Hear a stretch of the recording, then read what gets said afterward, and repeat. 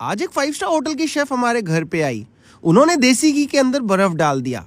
अब वो 5 star hotel की शेफ थी तो मुझे लगा कुछ खास बना रही होंगी, लेकिन फिर मैंने उनसे कह दिया कि आप हमारे घर का घी क्यों ख़राब कर रही हैं। मैंने तो आपको रेसिपीज़ बनाने के लिए बुलाया है, लेकिन अगर आप हमारे घी को ऐसे ख़राब कर देंगी तो रेसिपी हम आगे कैसे तैयार करेंगे। तो वो बोली, भाई साहब मैं रेसिपी ही बना रही हूँ, मैं आपके घी को ख़राब नहीं कर रही हूँ। मैंने कहा, भला ये कैसी बात हुई, घी के अंदर बर्फ़ कौन डालता है, मैंने तो आज से पहले कभी भी नहीं देखा। तो वो बोलने लगी, आपने आज से पहले कभी इसलिए नहीं देखा क्योंकि आपने ये रेसिपी हमारे होटल में आके खाई ही नहीं।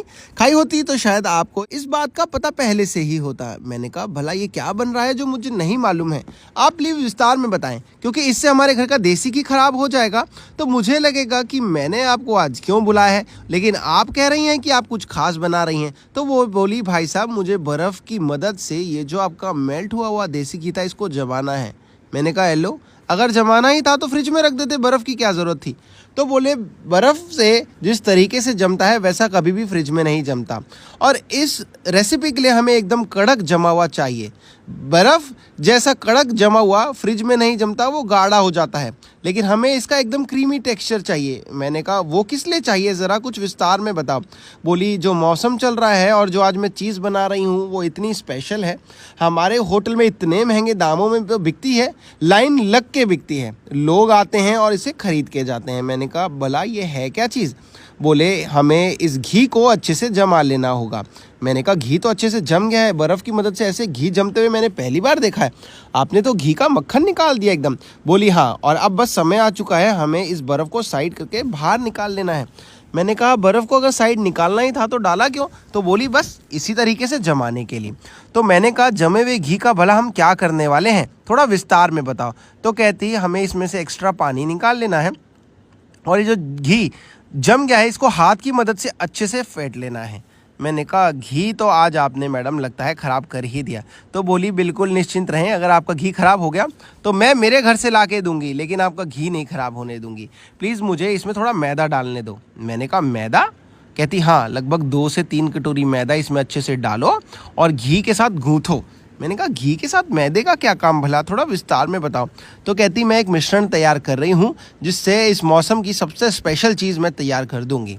मैंने कहा, ठीक है, मैं आपकी बात पे भरोसा करता हूँ, क्योंकि अब वैसे भी हमारा घी तो लग ही चुका है इस मैदे के साथ और अब ये किसी काम आने भी नहीं वाला है। आप ही कम से कम प्रक्रिया पूरी करके हमें दिखा दो। तो उन्होंने इसमें 1 कटोरी अच्छा एकदम ठंडा दूध डाला। ये दूध एकदम ठंडा, एकदम चिल्ड था। तो सारी प्रक्रिया में जो भी चीज़ें हम ले रहे हैं सामग्री, वो एकदम ठंडी ले रहे हैं, एकदम चिल्ड ले रहे हैं। आगे आगे इसका एक पेस्ट बना के तैयार करा और उसे एक पतीले में निकाल लिया। पतीले में साथ ही एकदम आपको ठंडा पानी, बर्फ़ वाला, एकदम फ्रिज वाला ठंडा पानी आपको इसके अंदर डालना है और एक विस्कर की मदद से पानी डालने के बाद इसे मिक्स करना है। पानी जितना ठंडा होगा उतनी ही प्रक्रिया बढ़िया बन के तैयार होगी, रेसिपी बढ़िया बन के तैयार होगी, ऐसा उनका कहना था। मेरे को अभी तक नहीं समझ में आ रहा था ये बन क्या रहा है, और जैसे ही मिश्रण तैयार हो गया एकदम बढ़िया मुलायम मुहिम, तो मुझे लगा कि काश मुझे भी पता होता, घर पे हमने पहले ये ट्राई करके देखा होता, क्योंकि चीज़ बड़ी स्पेशल लग रही थी। उसके बाद उन्होंने इसको छाना और अच्छे से इसके लम्स ना बने छन्नी से मदद से ऐसे अच्छे से पार करा। तो आप देखेंगे जो मिश्रण नीचे तैयार हमें मिला है इसमें बिल्कुल भी लम्स नहीं है। अब दोस्तों हमें चल लेना है दूसरी कढ़ाई की ओर, जहाँ पे हमें ले लेना होगा थोड़ा सा ऑयल। मैंने कहा, ऑयल में मोहतरमा ये क्या रख रही हैं आप। तो बोली, एक सांचा रख रही हूँ, आपके पास ये नहीं है तो आप चाय की केतली भी रख सकते हैं। मैंने कहा, भला चाय की केतली क्यों। कहती, अभी आपको समझ में आ जाएगा, क्योंकि हमें इस प्रक्रिया के लिए गोल सा शेप चाहिए होता है। गोल क्यों। मैंने कहा, ये रेसिपी में गोल किस लिए चाहिए होता है। तो कहती, आज हम बना रहे हैं स्पेशल घेवर घर पे। मैंने कहा, आपने तो सही बोला था, बहुत महंगे दामों में बाज़ार में मिलती है। कहती, ये इतने से पतीले में जो मिश्रण तैयार करा है ना 200 ग्राम घी से, इसमें तो मैं 8-10 घेवर बना दूंगी भाई साहब आपके। मैंने कहा, सच बताइए मोहतरमा। तो बोली, हाँ, आज ये 5 स्टार इतनी ज़बरदस्त रेसिपी हमारे घर में इतनी अच्छी क्वांटिटी में बनके तैयार हुई, क्योंकि घेवर जितना घर में आ जाए कम लगता है दोस्तों। तो आगे आगे इसमें हमने बूंद बूंद करके थोड़ी सामग्री डालनी है। पहले वाला घेवर तो मुझे लगता है ठीक से बन नहीं पा रहा है, क्योंकि गाइडेंस उनकी है, प्रिपरेशन हमारी है। कभी कभी हमसे लगता है चूक भी हो जाती है। उन्होंने तो यहाँ पे सारा मिश्रण बना के बोला, चलो अब ट्राई करो, लेकिन पहले वाला हमसे उतना परफेक्ट नहीं बन पाया, आप जैसे कि देख सकते हैं। लेकिन कोई बात नहीं, दूसरे वाला बहुत बढ़िया बनेगा। तो चलिए ये वाला बाहर निकाल के रखते हैं और दूसरा अटेम्प्ट करते हैं। उसमें काश बढ़िया बन जाए। पहली बार में शायद नहीं अच्छा बन सकता हो। तो चलिए ये हमने बूंद बूंद करके थोड़ा थोड़ा डाला और अब मुझे पूरी उम्मीद है कि इस बार तो ये घेवर परफेक्ट आ ही जाएगा। चलिए जब तक ये तैयार होता है आपको एक खास बात और बता दूं, ये मलाईदार घेवर रबड़ीदार घेवर बन के तैयार हो रहा है। तो घेवर की आगे की प्रक्रिया देखिए कितना बढ़िया ज़बरदस्त निकल के तैयार हो चुका है। तब तक आप ये ज़रूर बताइएगा कहाँ से वीडियो देख रहे हैं ताकि हम आपको थैंक्स कर सके। और पिछला थैंक्स निर्मला जी को जाता है राजस्थान से। और एक खास रेसिपी देखिए कितने बढ़िया हम एक एक करके ढेर सारे घेवर निकालते चले जाएंगे। अब देखिए अब स्पीड से निकलेंगे घेवर, क्योंकि हमें एग्जैक्ट तरीका मिल गया था इसे बनाने का। धीरे धीरे डालना था और तब तक डालना था जब तक इसकी स्टफिंग थोड़ी सी मोटी ना हो जाए, थिक ना हो जाए, क्योंकि घेवर जितना मोटा होगा उतना ही अच्छा लगता है। ज़्यादा मोटा भी मत कर देना, ज़्यादा पतला भी नहीं। कम से कम चाशनी और रबड़ी को सोख ले इतना मोटा ज़रूर करिएगा।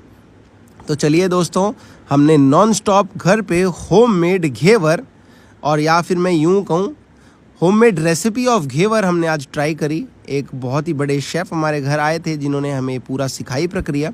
और एक देखिए कितने एक एक करके हम घेवर पे घेवर निकाले चले जा रहे हैं हमारी कढ़ाई से, और कितने सारे घेवर बन के तैयार हो जाएंगे आप खुद भी अनुमान लगा सकते हैं।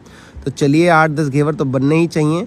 हम इनको इकट्ठा करते हैं और आगे रबड़ी की तैयारी कर लेते हैं। तो रबड़ी की तैयारी के लिए हमने दूध ले लेना है लगभग 1 लीटर। देखिए ज़्यादा कॉस्टिंग भी नहीं आई और घेवर भी कितने सारे बन गए। फिर हम इसमें डाल लेंगे मिल्क पाउडर।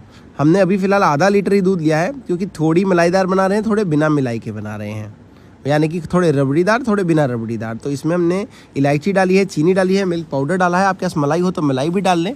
इलायची से बहुत अच्छी खुशबू आती है, मिल्क पाउडर से अच्छी थिकनेस बड़ी जल्दी आ जाती है और क्वांटिटी भी थोड़ी सी बढ़ जाती है मलाई की हमारी या फिर रबड़ी की, मैं यूँ कहूँ।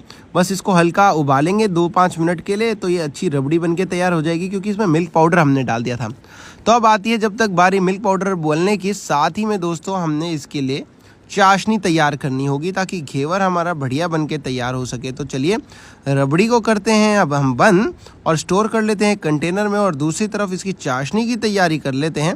चाशनी के लिए चीनी चाहिए और फिर से थोड़ी इलायची, अगर आपको पसंद हो तो ज़रूर डालिएगा। थोड़ा पानी डाल के इसको बॉयल दिला दीजिए। एक तार की चाशनी बना लीजिए, थोड़ी सी गाढ़ी, इतनी ज़्यादा गाढ़ी भी नहीं हुई है, नहीं तो सोख नहीं हो पाता है इसका घेवर के अंदर। और ये ऑथेंटिक घेवर का फ्लेवर बनके तैयार हो गया है। मैं शेफ़ को बहुत बहुत थैंक्स कहता हूँ जिन्होंने हमें ये रेसिपी बताई। इतना बढ़िया आसानी से घर पे हमने, आप ऐसा बर्तन भी ले सकते थे तलने के लिए, घेवर को तैयार करने के लिए, अगर आपके पास बीच वाला सांचा नहीं था। और ये देखिए हमने कितने सारे घेवर तैयार कर लीजिए। अब इसे चाशनी डाल देते हैं और चाशनी के बाद हमारे पास जो रबड़ी तैयार करी है वो डाल लेंगे। थोड़ा सा ड्राई फ्रूट हो, आपके पास सिल्वर वर्क हो, उसके साथ इसे गार्निश कर लीजिए। तो चलिए आपको दिखाते हैं इसकी फाइनल लुक किस तरीके से होने वाली है। चाशनी डालने के बाद अब समय आ चुका है इसके ऊपर रबड़ी डालने का।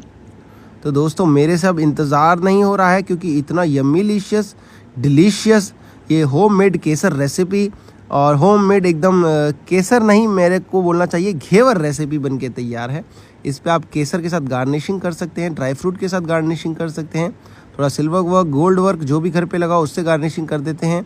तो चलिए दोस्तों बताइएगा कहाँ से देख रहे हैं। मैं चलता हूँ, कीमती समय देने के लिए बहुत बहुत धन्यवाद। एक फाइनल लुक ज़रूर लेके जाइएगा, और कैसी लगी ये पूरी घेवर की प्रक्रिया ज़रूर बताइएगा। Bye bye, take care friends.